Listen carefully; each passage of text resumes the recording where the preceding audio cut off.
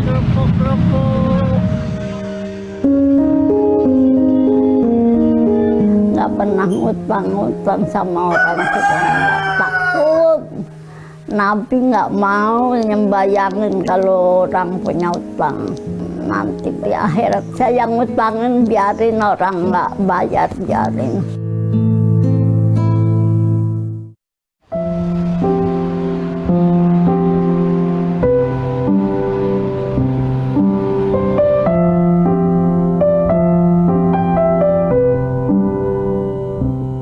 Rumah di gang padat penduduk di Jalan Pancoran Barat ini jadi saksi kegigihan seorang nenek yang usianya hampir 1 abad. Sejak 10 tahun terakhir inilah Nenek Solati tinggal dan menetap di sebuah kontrakan tepat di tengah hiruk pikuknya kota Jakarta. Waktu pun masih pagi saat tangan-tangan rentanya membuat minuman hangat sebagai sarapan.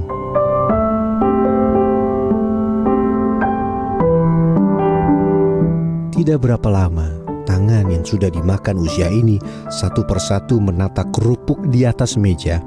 Ada kerupuk kulit, kerupuk Palembang, dan beberapa kerupuk untuk camilan. Semuanya ditata rapi di dalam 2 plastik besar. Kerupuk-kerupuk inilah yang nantinya akan dibawa nenek untuk dijual. Nenek Solati selama ini dikenal sebagai penjual kerupuk di seputaran Stasiun Tebet, Jakarta Selatan. Sebelumnya Nenek Solati pernah berjualan makanan seperti kacang, manisan pala, kedaung, dan yang lainnya. Berjualan makanan ringan ini ditekuninya hingga suaminya meninggal 15 tahun yang silam. Ya yang enteng aja. Udah nggak bisa nggak bikin apa-apa berat-berat.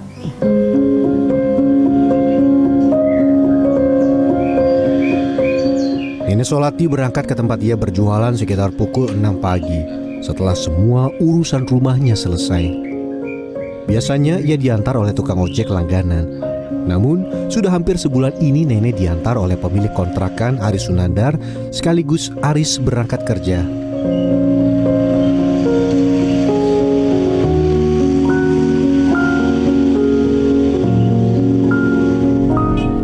Sesampainya di stasiun, Nenek Solati sibuk menata dagangan bersama dengan para pedagang lainnya di selasar pintu masuk Stasiun Tebet, Jakarta Selatan.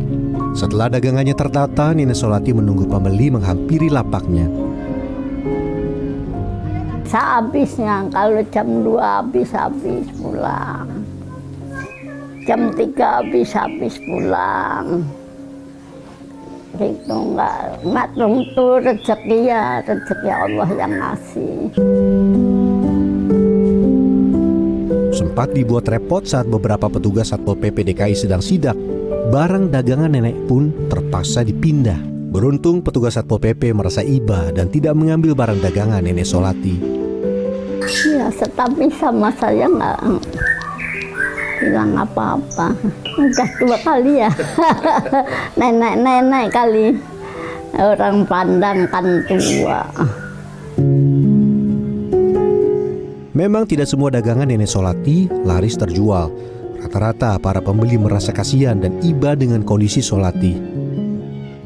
Yang namanya nenek orang tua harusnya sudah istirahat di rumah, menikmati hidup gitu.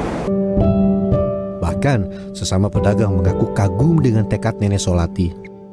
Ya kasihan, orangnya baik, tua-tua masih mau berusaha gitu. Masalah dia sebatang kara sih Pak, itu nggak punya anak, nggak punya saudara, nggak punya suami, itu orangnya pekerja keras.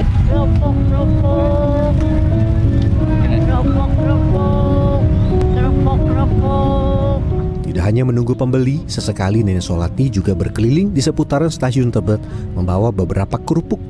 Nenek Solati menawarkan dengan berkeliling, berharap ada pembeli yang tergerak. Dalam sehari nenek mampu mendapatkan uang sekitar Rp100.000. Namun jika tidak mendapatkan, pantang bagi nenek untuk berhutang. Nggak pernah ngutang sama orang juga, nggak takut. Nabi nggak mau nyembayangin kalau orang punya utang. Pemilik kontrakan Heni Astuti mengenal sosok Nenek Solati sejak ia masih kecil. Bahkan keluarga besarnya memberikan wasiat khusus agar Nenek Solati tidak dikenakan kenaikan biaya sewa serta membiarkan nenek menempati rumah sampai akhir hayatnya.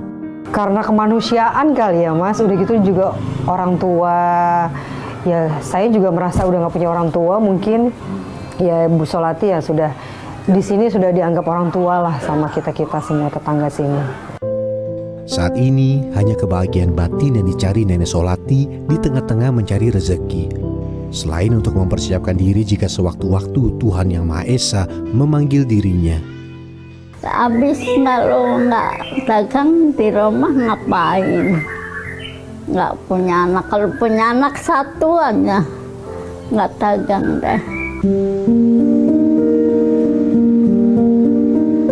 Petang pun menjelang saat jiwa-jiwa yang lelah kembali ke dalam peraduan. Tangan rapuh Nenek Solati berusaha menjamah gelas untuk membuat minuman hangat agar badan kembali hangat dan sedikit menghilangkan udara malam yang mulai dingin.